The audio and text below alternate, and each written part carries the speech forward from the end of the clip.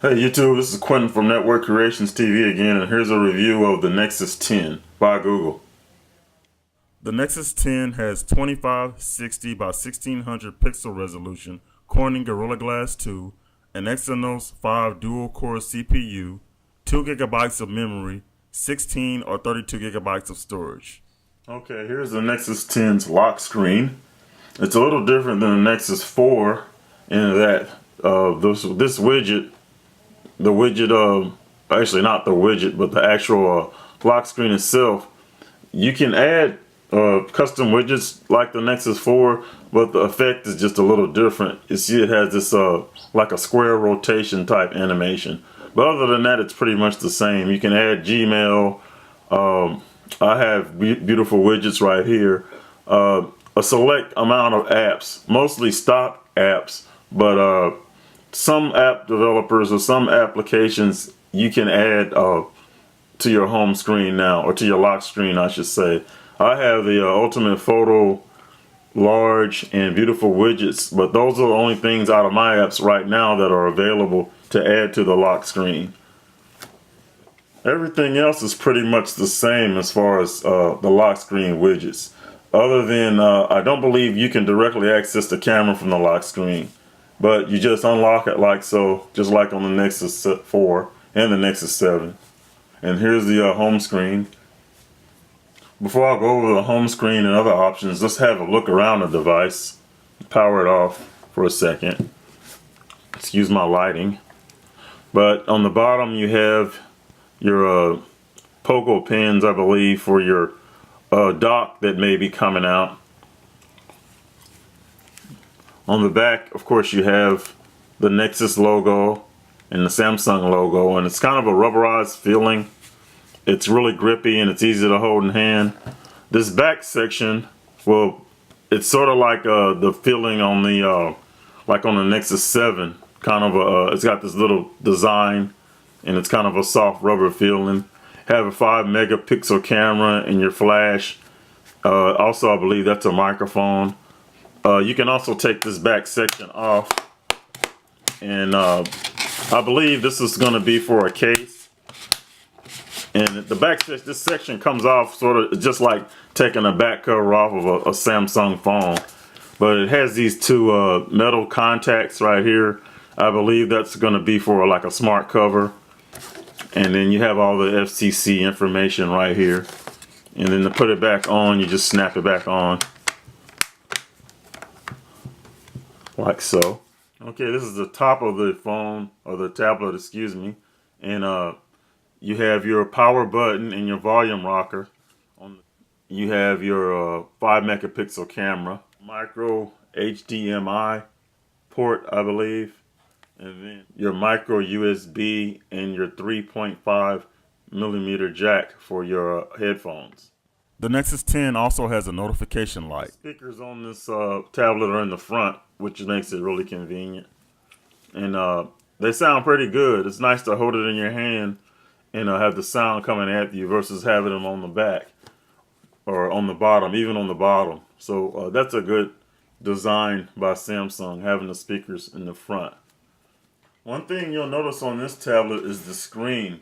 The screen is really, really nice. I think it has over, well, close to 300 ppi pixels per inch. Of course, it's the 2560 by 1600 pixel resolution.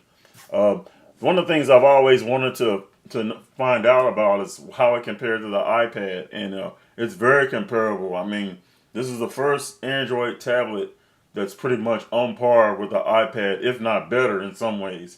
It depends on when you're looking at it. Sometimes the iPad looks better and sometimes this looks better. I would say the iPad still puts out slightly a little more light, but I mean, like I said, it depends. I mean, if you have a different sort of a background, a lighter background, this tablet seems to perform a little better in that area. As far as operation,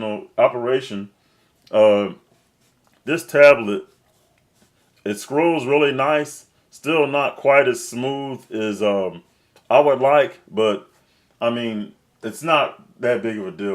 Because I really like this tablet. It jitters a little bit, which is surprising. I don't know if it's because of the dual core processor, the Nexus 4 has a quad core as well as the Nexus 7, and they both seem to run a little better to me as far as scrolling and lagginess. But I mean, it's not that big of a deal. I mean, like as you can see right here, it's really snappy, but still just not quite as smooth as the other Nexus devices or even the iPad. Okay, the interface on the tablet is pretty much just like the Nexus 4, other than your notification and your quick settings are separate, and you can drag them down individually, which that's kind of cool. Works well for a tablet. The YouTube app is pretty much the same, and they just recently updated this. It used to be have the nice carousel effect, the 3D effect on that they use for tablets. But they just updated this, and it was something I was going to show you on this video, but it was really weird that they just updated it. So now it's actually just like exactly like on any other device. So I guess they wanted to keep the experience the same throughout, but it's still smooth and fluid. Actually, surprisingly smooth. A little few drop frames, but not too bad. One of the features I wanted to cover is Daydream. It's a feature on the Nexus 4 also, but I thought it'd be neater to show you on the tablet. Basically, you go to your settings, go to display, and you select Daydream. And what Daydream is when your tablet's docked or charging, you can have it display pictures or any other content you would like. It's similar to the iPad's photo frame, whereas I think the iPad, you can just select pictures from your gallery or from your photo album, whereas this you have a few more options available. Right now I have a program called Beautiful Widgets, and I'm gonna start it just to give you an idea what it looks like. And this is on night mode. With this program, if you don't have it on night mode, your battery really has a hard time keeping up the charge. I'll show you another feature. This is the clock, but you can have that going. Kind of boring. You can have colors going, and it just kind of slowly fades to different colors. And I'll take that off because it's kind of messing my focus up. You can have this app here is a news app I have, and it'll basically go through the different the latest stories as the tablet is docked, like so. And I'll get out of that.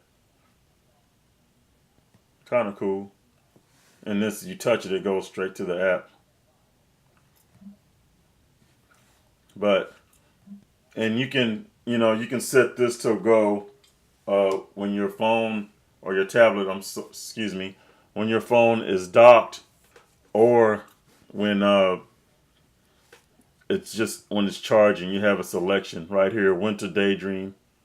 You can have it while docked, while charging, or either. I have it for either because they don't really have a dock for the Nexus 10 yet as of right now. Well, it's a really neat feature. I use it occasionally. This tablet, it's a nice tablet. It's light, it's thin, it feels cool in the hand. Like I said, I think you would like it. It's not really cheap feeling like some people have said. Not, I mean, at least not to me. I actually like the look of it, but it's a different tablet. It's a Samsung. It reminds me sort of the Galaxy Note, the 10.1, as far as the shape of it. Actually, it feels a little better than that. Anyway, it's just like any other Android 4.2. I think Google's trying to make everything the same experience across all devices. Not that much different than on the Nexus 4. Pretty much the same interface. Very close to the same interface. You have your 3 software buttons on the bottom, and they rotate or change to however orientation you have the tablet in, like so. And rotation is okay. You know, it's not the best. It's got like a little bit of delay, and some people say that's on purpose, but it's not bad. A lot better than before previous versions of Android.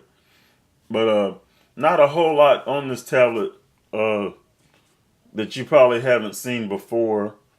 I have the 32 gigabyte model, and 32 is an okay, but I really wish they would have opted for a more storage, at least 64. But I can live with 32. And it comes with about 27 gigs of storage with, the operating system and stock apps take up some of that. As you can see, I only have about almost 5 gigs left because I have all my movies on here. Wi-Fi performance is really nice on this tablet.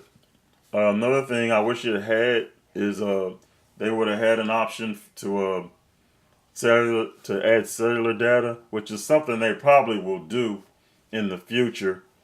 Uh, I'm gonna go to my website and you see how fast that loads, and this is on my home network, which is pretty fast. So, but you can go to and I'm using Dolphin browser. I kind of like it a little better than Chrome. Scrolling is really good. What you really will notice about this tablet, because of the nice display, is how good text reads. You probably can't tell that good from this video, but it really looks really nice and clear. No pixelation whatsoever. And like I said, scrolling's not bad. Actually, it's pretty good, especially on this browser. Google Now pretty much functions the same, except you have your vertical view here, and you can have your sports scores and another horrible card showing the Chiefs getting blown out again. Anyway, it's pretty neat viewing it on this tablet. And you see the tablets can be quite snappy. This is Google Books, which is really nice on this tablet. And I don't mind holding it in hand like this. It actually feels okay to me. Some people don't think it's too narrow, but it's just like a narrow book. In the iPad's maybe like a little wider book. That's the only difference that I see in it. But I actually like it. And the page turn animation is really cool. And of course, you can go back, and when you come in, you can go and you can change your font, and from switch to day and night mode. It's just like the Nexus 7 and any other Android tablets or stock tablets, which there's only the Nexus 7. But it's really neat. I like reading books on this. I know I'm going to enjoy it. And you got the typical animation for your Google Books, which is pretty cool. The music players are pretty neat. You got just your same 3D effect for all your recent music. It's really smooth. You can go to your albums and load that, and that's really smooth. You open the music. You have your settings right here. And then if you're playing a song, you can it has an equalizer just like any other versions. This is the My Library widget, which is cool on this tablet because of the screen size, you can have every bit of information that you access on it. Music, magazines, books, everything. It's funny about this tablet and Android in general is how some aspects of it run really well, very smooth, and then some is kind of choppy. I don't know why. It's just the experience is not the same throughout. I'm an Android guy. I like Android as well as iOS. So, like I said, it doesn't really bother me. But some people, if they're used to the experience on iOS, they might not like some of the lag in this device. And like you can see here on the Google Store, that's just like butter. It's just nice. So I don't know. I don't get it, but start shopping. I recently had an update. That's why this stuff is popping up, which is kind of weird. And actually, it's running a little better with the update. So it's kind of cool. And you see how it transitioned from the store back to the my music. That's kind of cool, and that's smooth. So that's an improvement. I think they improved this as I've been making this video. And you have your recent apps, which is neat. And you know, since the screen is in this orientation, it shows it horizontally instead of vertically, and that's a difference. I've noticed on other Android tablets it didn't do that. It showed it vertically, so that's kind of cool. And then when you click on it, it kind of goes up. You do that, exit, and okay, it didn't do like I wanted. Let me see, recent apps. You open there, open, and let me see, close. Okay, it didn't go back. But anyway, you can kind of see how it does. I know on some apps you can open it and then close it right within this app, but I'm probably not. I'm probably doing something wrong, or it just could be the update. I don't know. But you can swipe them away just like before. Pretty easy. Go to my Gmail, which pretty snappy. Of course, the card stack animation, just like on other versions of Android. Okay, I'm gonna play a video for you to give you an idea of the video performance, which is pretty decent. I mean, not just decent, actually it's pretty good. And you can basically, hey, I got my Nexus 4 and I'm pretty happy about it. Let me turn that down. And I have it to automatically stream in HD, so. But this tablet is really nice for looking at movies and videos. Very nice, especially if you have an HD movie. And I'd like to show you an HD movie, but I don't know about the copyright issues, and I don't want to get in trouble with YouTube. But you can see it shows the images really clear in the screen. Like I said, you will enjoy it. I think you'll really enjoy this. Battery life is exceptional on the Nexus 10, and I'll show you. I've been up for about 15 hours, and I have 67% left. Now this depends on your standby time also, so I mean it could be more or less, but overall the battery life is pretty decent on this tablet. Overall, I really like this tablet. I'm glad I got it, despite some of the negatives overall, but the positives outweigh the negatives in my opinion. If you're an Android person, you'll probably like it more than likely. Anyway, thank you for watching my video. I hope I covered everything. If I haven't, just leave a suggestion or some things you might want to see on it, maybe a game or something like that. And this is Quentin from Network Creations TV. Have a nice day.